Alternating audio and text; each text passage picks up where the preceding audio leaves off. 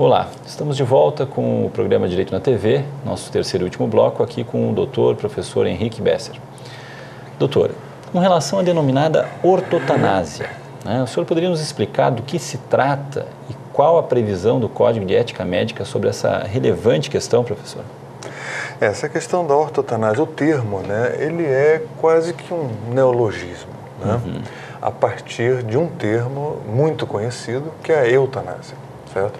Então, a eutanásia seria quando alguém, e mais frequentemente um profissional médico, ele abrevia a vida, ou seja, ele atua para abreviar a vida de alguém, que se encontra em intenso sofrimento por uma doença intratável.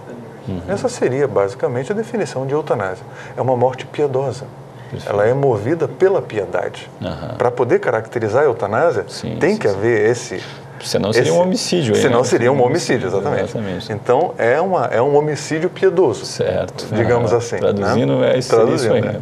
E aí, o que aconteceu ao longo dos anos? Surgiu a antítese da eutanásia, que é a distanásia. A distanásia é aquela teimosia em ficar esticando ao máximo uma circunstância que é intratável, prolongando de forma inútil o sofrimento daquele paciente e da família. Certo. Aí são os dois opostos. Exatamente, são os dois opostos. Onde aquela obsessão, aquela obstinação terapêutica, que é o termo que é usado, acaba apenas adiando. Uma coisa que é inevitável, mas com enorme custo emocional, enfim. Financeiro, todos os aspectos. E aí surge essa situação da ortotanásia, que seria aquela circunstância que se assemelha, talvez, a uma eutanásia passiva, mas não é bem esse o caso. Houve muita discussão. Inicialmente, o próprio Poder Judiciário não aceitou a ortotanásia, achando que era eutanásia. Que era algo camuflado. E tal. Mas, com o tempo, houve convencimento, houve um entendimento de que isso é legal e é ético. Não é crime, vamos dizer assim. Isso é bem recente. Essa aceitação por parte do Poder Judiciário, lá em Brasília, é bem recente. Foi uma discussão, então... muito longa, de anos, em que, finalmente, qual é a situação? Um paciente que apresenta uma doença que é intratável, é incurável, que a gente, muitas vezes, usa o termo, talvez não tão apropriado assim como terminal. Certo.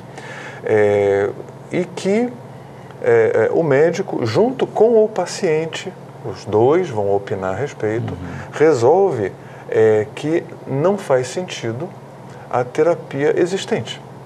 Até acredito, doutor, pelo sofrimento, pela dor física que deve estar sentindo o paciente também, muitas vezes. Exatamente. E então suspende-se aquilo que extraordinariamente está apenas adiando de forma inútil, com intenso sofrimento. Então, suspende-se essas ações fúteis, inúteis.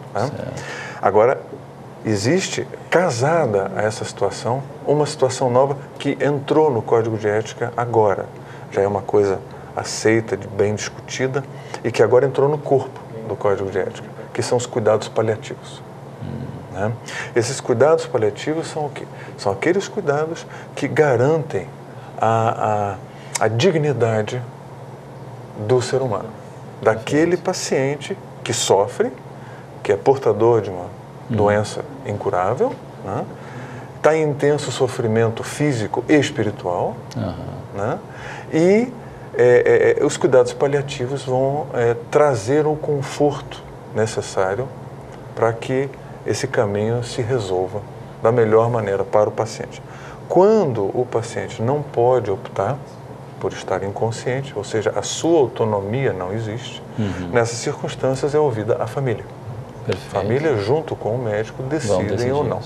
Há uma coisa que é importante a gente destacar, que uma coisa é você suspender o que já está sendo feito, ou seja, tira um respirador. Entendo. Essa é uma coisa.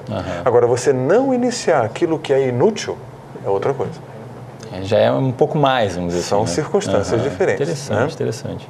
Então, a discussão, eu vou colocar, vou citar aqui o artigo específico no Código de Ética Médica. Certo. Nas situações clínicas irreversíveis e terminais, o médico evitará a realização de procedimentos diagnósticos e terapêuticos desnecessários e propiciará aos pacientes, sob sua atenção, todos os cuidados paliativos apropriados. Perfeito. Essa é a definição, é como o Código de Ética Médica apresenta a ortotanásia. Interessantíssimo, né, professor? Eu acredito que isso já seja algo que já vinha sendo discutido e talvez há muito tempo, não tipificado, vamos dizer assim, mas já vinha acontecendo muitas vezes. Na prática. Na prática acabava acontecendo. Sim, acabava acontecendo. Doutor, é claro, nosso tempo é curto, né, professor? Mas eu gostaria que o senhor encerrasse, né, comentando a seguinte questão. A gente sabe que em Santa Catarina está liderando cada vez mais o número de doadores de órgãos, né? Entretanto, salvo o melhor juízo, esse número pode crescer muito mais. Eu acredito que a nossa sociedade pode contribuir mais. Na sua opinião, o que falta para que as pessoas se comprometam a realizar esse gesto tão nobre para com a sociedade, professor? É uma situação que é complicada. Eu, frequentemente, quando eu estou com meus alunos, né, e a gente entra nessa área, né, eu coloco a seguinte situação. Imagine-se no lugar daquele familiar. Aliás, eu sempre coloco dessa forma. Claro. Imagine-se no lugar do paciente. Né? Qual é o médico que você deve ser? Você deve tentar ser aquele médico que você gostaria que atendesse a tua mãe, teu pai e você. Esse é o médico que você tem que tentar ser.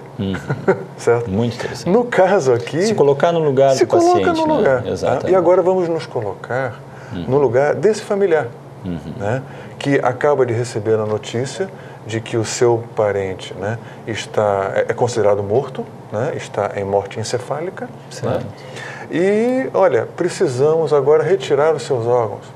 E aí permitem que a família veja e ele está respirando. Porque o respirador artificial está fazendo movimento. Na verdade, é uma respiração O monitor está mostrando que o coração bate.